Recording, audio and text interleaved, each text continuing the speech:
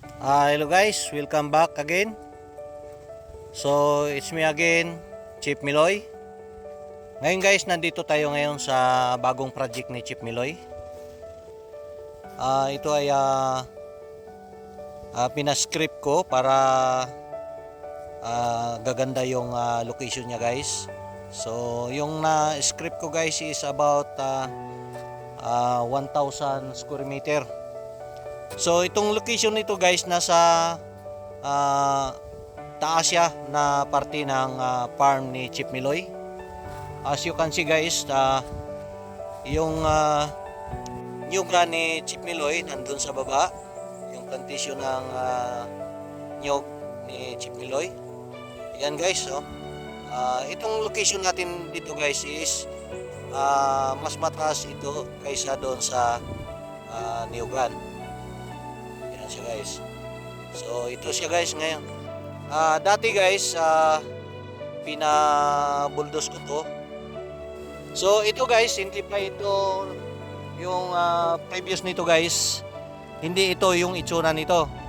So ngayon ipapakita ko sa inyo guys kung ano yung before and after bago naging kalsada ito, no? Bagong naging kalsada ito kasi hindi naman ito kalsada nung bago ko binuksan guys, wala itong kalsada dito.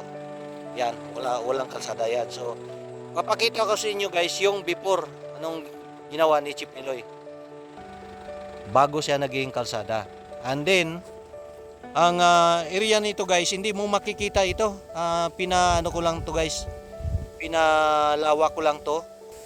Bumupa ako ng bulldozer para mas strip ito para lumawak. Kasi ang original nito guys, maliit lang to. Maliit lang. Kaya pinalawak ko lang. Yan, inano ng bulldozer, pinakalat ito hanggang sa lumaki yung area.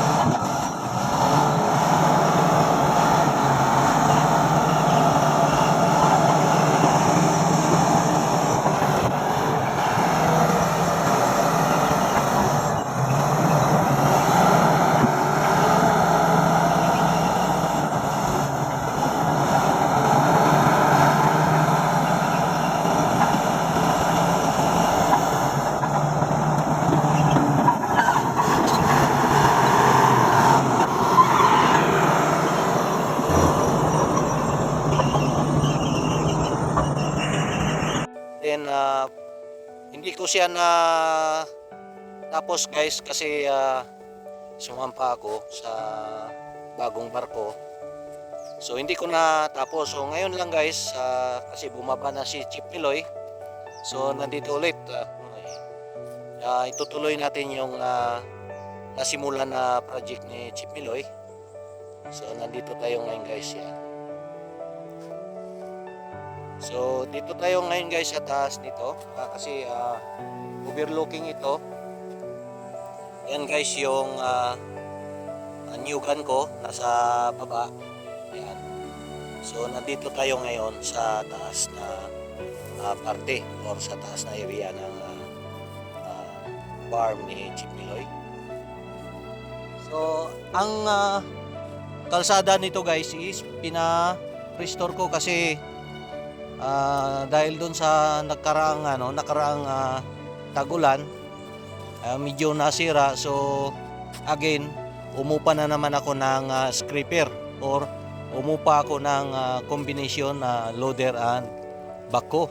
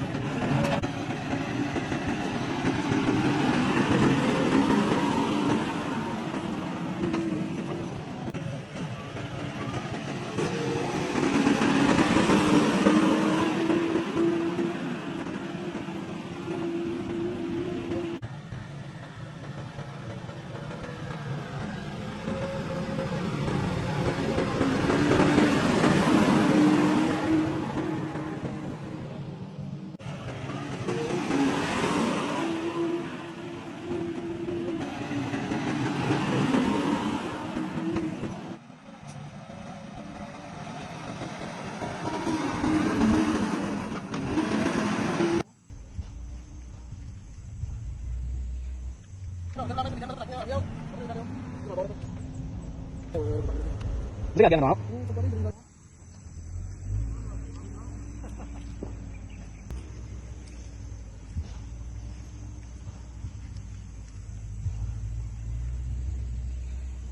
So ngayon guys, bago na uli na paayos na naman uli natin yung kalsada.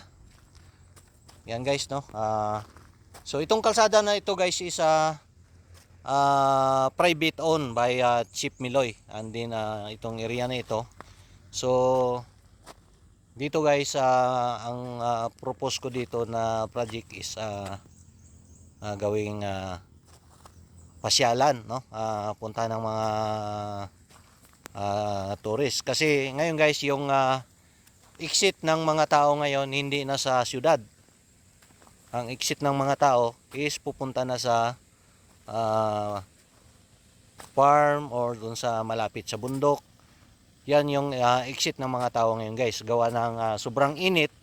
Pag nandun tayo sa syudad, sobrang init. So ito guys, perfect ito para sa gustong mamasyal. Ayan. So ito yung kalsada papunta ron sa highway.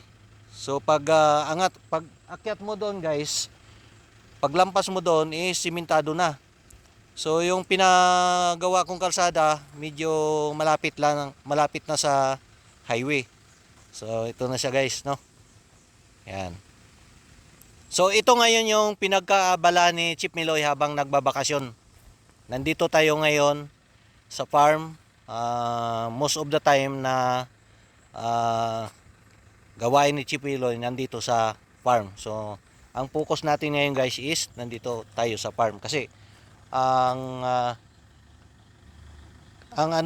ambience dito guys, ang ambience is kakaiba.